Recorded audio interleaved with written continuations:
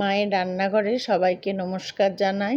আজ একটা নতুন রান্না আপনাদের সাথে শেয়ার করছি। সেটা হচ্ছে যে আজকালকার দিনে সবাই একটু ফাস্ট ফুড খেতে চায়, কোনো ভেজিটেবলস খেতে চায় না। আর খুব চিকেনের নেশা, সেটা স্কুল স্টুডেন্ট হোক, কলেজ স্টুডেন্ট হোক, আর অফিসে চাকরি করা বাড়ির লোকেরাই হোক। তো আজ আমি রান্নাটা হচ্ছে চিকেন উইথ ভেজিস, ঠিক আছে? তো আমি বাটিতে প্রথমে জল নিয়ে নিয়েছি আর কিছু সবজি নিয়ে নিয়েছি। তো সে সবজিগুলো হলো, একটু বাঁধাকপি নিয়েছি, একটু গাজর নিয়েছি, একটু ক্যাপসিকাম নিয়েছি। হ্যাঁ, এবারে গাজরটা বলি। গাজরটা যেহেতু বয়স্ক লোকরাও এটা খেতে পারেন, তাই গাজরের ভেতরে দেখবেন সাইডগুলো আমি কেটে নিই, আর ভেতরে একটা শিকড়ের মতো থাকে, সেটা আমি নিই না। এই যে ক্যাপসিকামটা এইভাবে কেটেছি, আর এই যে গাজরের সাইডগুলো কেটেছি, শিকড়টা বাদ দিয়ে দিই। কারণ আমার নিজের একটু অ্যাসিডিটির প্রবলেম আছে বলে ওই শিকড়টা বাদ দিয়ে খাই, তাতে অ্যাসিডটা একটু কম হয়। আপনারাও খেয়ে দেখতে পারেন। এবার আমি একটু নুন দিয়ে দিচ্ছি, দিয়ে এবারে এই ভেজিসগুলো সব সেদ্ধ করে নিয়েছি। এরপরে কড়াইয়ে ওইদিকে সেদ্ধ হচ্ছে, এদিকে কড়াইয়ে অল্প করে জল নিয়ে নিয়েছি আমি মগে করে। ওই ধরুন 3 কাপ জল নিলেই হবে। এরপরে আপনি আজ এমন মেম্বার সেই অনুযায়ী আপনি চিকেন নিয়ে নেবেন। আমি চিকেনের ব্রেস্ট যেটা, সেটা নিয়েছি। একটু পিসগুলো বড় রেখেছি, তাহলে করতে সুবিধে হয়। একটু নুন দিয়ে দিয়েছি প্রথমে জলের মধ্যে, তারপরে আন্দাজ মতো নুন নিয়েছি, দিয়ে এরপরে আমি ওর মধ্যে দিয়ে দিয়েছি 4টে কাঁচা লঙ্কা। এই যে আপনারা স্বাদ মতো দেবেন, যদি কেউ ঝাল কম খান তাহলে কম দেবেন। আর সাদা মরিচ আর গোলমরিচকে মানে আধ পেশার মতো করে পিষেছি, একটু গোটা একটু পেশা করে নিয়ে সেটা দিয়ে দিয়েছি। ওটা আমি আন্দাজ মতো নিয়েছি, ওই 1 চামচ নিলেই দুটো মিলিয়ে হয়ে যাবে। এবার যদি ঝাল কেউ বেশি খান সে তারা একটু বেশিও নিতে পারেন। আর আমি নিয়েছি আদা নয়, এটা হচ্ছে জিরে ধনের পেস্ট 1 চামচ, চা চামচের 1 চামচ।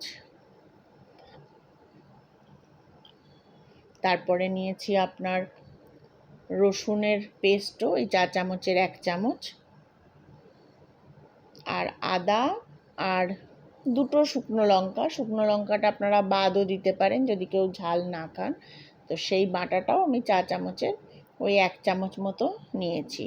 একটু বেশি নিয়েছি, মানে চা চামচ থেকে অল্প একটু উঁচু দেখাচ্ছে, সেই আন্দাজ মতো মাংসের পরিমাণ হিসেবে। ওটা একটু কম বেশি হতেই পারে। এবারে চিকেনের এই যে মাংসগুলো নিয়েছি, একটু পিসগুলো দেখুন বড় বড় রেখেছি, যাতে মানে টিফিনে দিলেও খেতে পারবে। আর এটা আপনি ব্রেডের সাথেও, রুটির সাথে, পরোটার সাথে, ভাতের সাথেও খেয়ে দেখতে পারেন, ভালো লাগবে। তো এগুলোকে সব এবারে সিদ্ধ করে নিয়েছি। প্লেন চিকেনটা, কিন্তু চিকেনের মধ্যে আর কিচ্ছু দিইনি, প্লেন ধুয়ে নিয়েছি চিকেনটাকে, দিয়ে এবার এর মধ্যে আমি সিদ্ধ হতে দিয়ে দিয়েছি।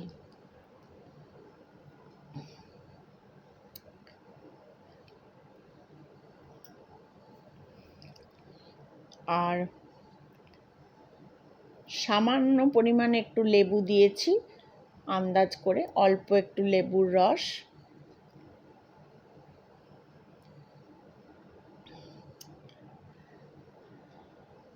আর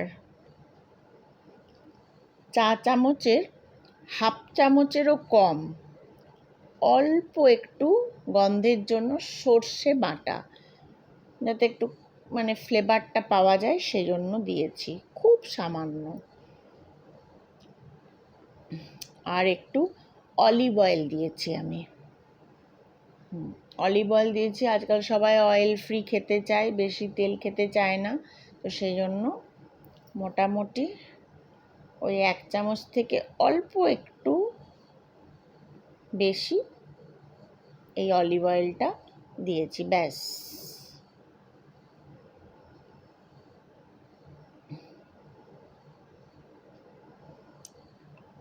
এরপরে এটাকে আমি ঢাকা দিয়ে দিয়েছি এবং সেদ্ধ হতে দিয়ে দিয়েছি। বেশ কিছুক্ষণ হওয়ার পরে এই যে এরকম অবস্থায় যখন হয়ে গেছে, তখন এবার গ্যাসটাকে আমি ফ্লেমটাকে বন্ধ করে আলাদা সরিয়ে রেখেছি।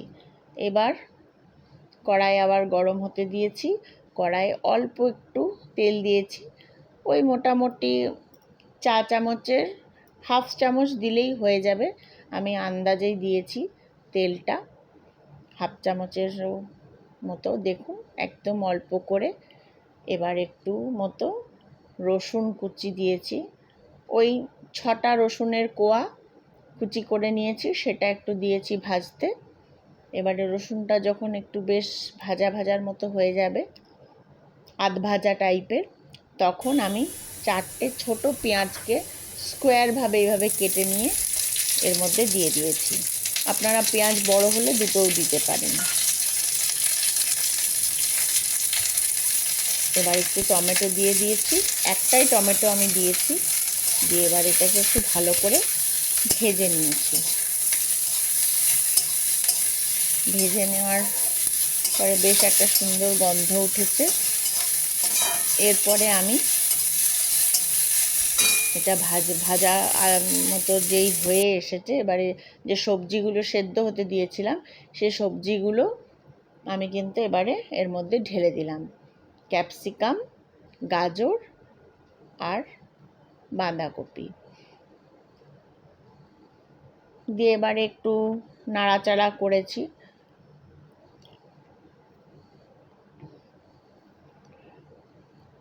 নাড়াচাড়া বেশ ভালো মতো হওয়ার পরে একটু বেশ হালকা ফ্রাইয়ের মতো হয়েছে, পুরোটাও ফ্রাই হবে না। এবার ওই যে মাংসটা সেদ্ধ করে রেখেছি সেটা আমি সবটাই এখানে ঢেলে দিয়েছি। ঢেলে দিয়ে এবারে ভেজিগুলোর সাথে ভালো করে মাংসটাকে আমি মিশিয়ে নেব। ভালো করে নাড়াচাড়া করে মাংসটাকে মিশিয়ে নিয়েছি। সুন্দর একটা গন্ধ বেরিয়েছে, ফ্লেভারটাও বেশ সুন্দর আসছে গন্ধের। গোলমরিচ, তার সাথে একটা রসুনেরও গন্ধ আসছে, একটা সুন্দর সবজির যে গাজর টাজর কফির যে একটা গন্ধ থাকে, সেই গন্ধটা কিন্তু এখন আর নেই। তো আপনারা একবার ট্রাই করে দেখতে পারেন, আর অবশ্যই আমাকে কমেন্ট করে জানাবেন যে আপনাদের কেমন লাগলো। এরপরে আমি 2 চামচ মতো টক দই নিয়েছি, একদম চা চামচের 2 চামচ টক দই নিয়েছি। আর টক দইটা এই কারণে নিয়েছি যাতে সমস্ত ফ্লেভারগুলো চতুর্দিকে ছড়িয়ে পড়ে। দিয়ে এবারে আমি ভালো করে দইটাকে ফেটিয়ে নেব। ফেটিয়ে না নিলে কী হবে, ওই দানা দানাগুলো যদি চলে যায় তখন দইটা সেই ছানা কাটার মতো হয়ে যেতে পারে। তাই খুব ভালো করে এটাকে প্রথমে ফেটিয়ে নিয়েছি। ফেটিয়ে এটাকে আমি এই যে প্রায় আধ ভাজা হয়েছে মাংসটা, এটার মধ্যে এরপরে আমি দইটাকে দিয়ে দেবো। এই যে নাড়াচাড়া করার পরে এই যে দেখুন দইটাকে এবারে মিশিয়ে ফেললাম। মিশিয়ে দেওয়ার সাথে সাথেই কিন্তু নাড়াচাড়া করে নিতে হবে, ফেলে রাখা যাবে না, যাতে কোনো প্রথমে তো ফেটিয়ে নিতেই হবে, যাতে কোনো মতেই না দানা দানা হয়ে যায় দইটা, সেটা খেয়াল রাখতে হবে। হ্যাঁ, আর এই রান্নাটা আপনারা পাউরুটির সাথে, ধরুন পাউরুটি টোস্ট করে তার সাথে টিফিনেও দিতে পারেন, কলেজের স্টুডেন্টদের দিতে পারেন, অফিসেও দিতে পারেন, আবার রাত্রে রুটির সাথেও খাওয়া যেতে পারে। আমি কিন্তু ভাতের সাথেই খেয়েছি। এই যে এবারে মোটামুটি এটা তৈরি হয়ে গেছে। গার্নিশিংয়ের জন্য সামান্য করে অল্প একটু ধনেপাতা চতুর্দিকে দিয়ে দিয়েছি।